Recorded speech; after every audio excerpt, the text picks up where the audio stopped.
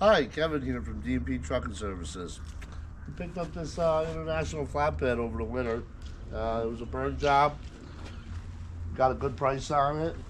Started pulling the cabin hose off, ripping all the wiring off. Gonna get her back together, up and running here.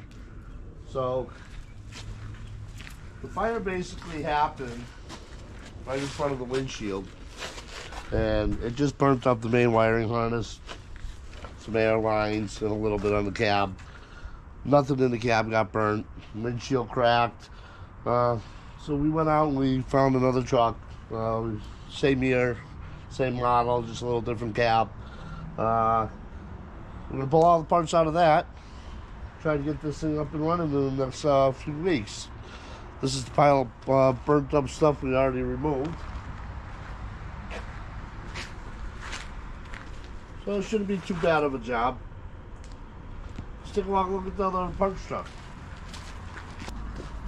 Here we have a 2005 International 4300 26-foot box truck.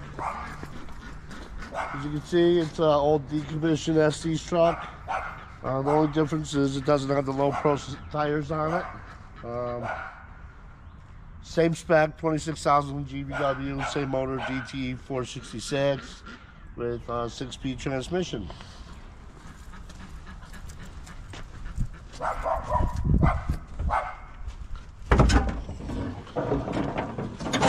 So a few parts have been robbed when they decommissioned the truck. AC pump, air cleaner, just some minor stuff. But overall, the truck's in good shape.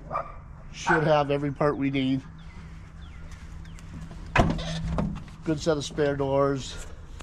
Cab solid.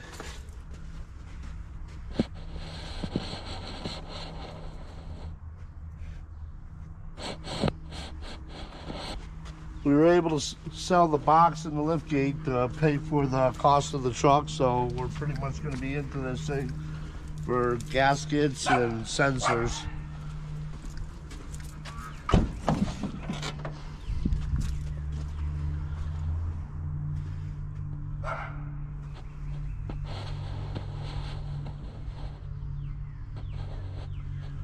We'll be able to utilize the rear tires, which are like brand new. Put that on my International 8100.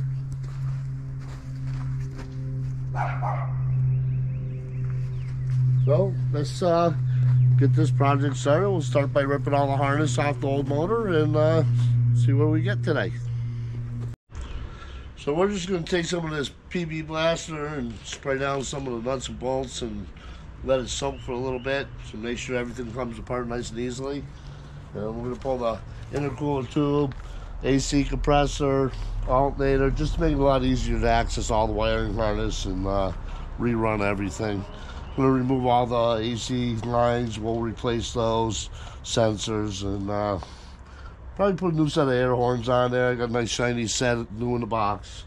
So let's get at it.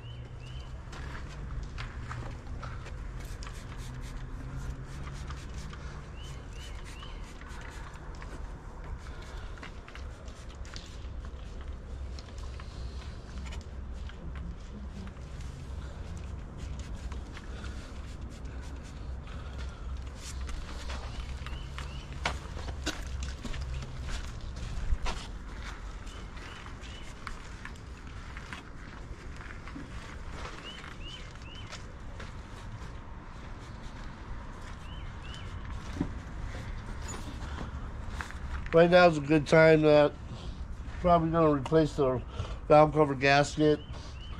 Check for any other gaskets that are real accessible. The intake tube. Replace the hose here.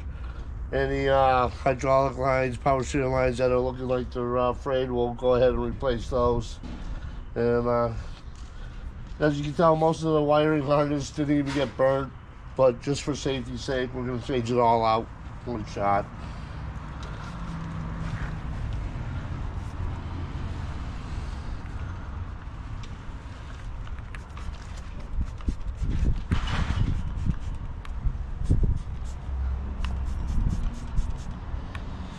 One thing I learned is you let this PB blaster, the longer you let it sit, the better it works. And it is pretty amazing stuff. Just a gap on this fuel filter housing is burnt, but I'm gonna go ahead and change out the whole housing just in case there was some type of internal damage that you can't see, and just to make it all perfect.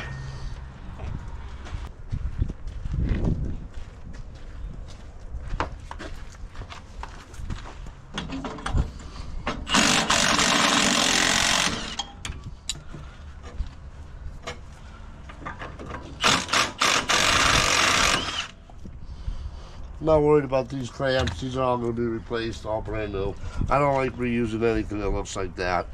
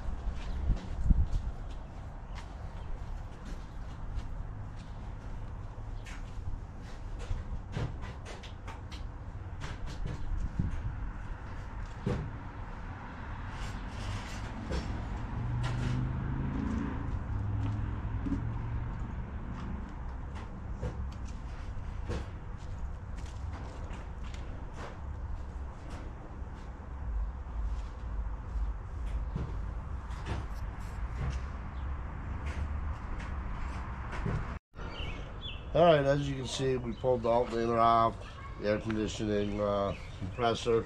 We had one bolt break. We'll get that out, put a new AC compressor on. The bracket broke on that. All the wiring's ripped off. Cut the belt off. We'll put a brand new belt on it. Probably gonna replace all the heater hoses while we're at it. It just makes more sense. All this here.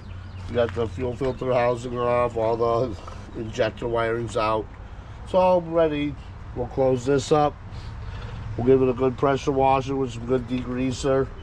Then we'll go start pulling the other truck apart and get all the harnesses out of that we need and check them out, make sure there is no issues with that harness, and we'll move forward from there.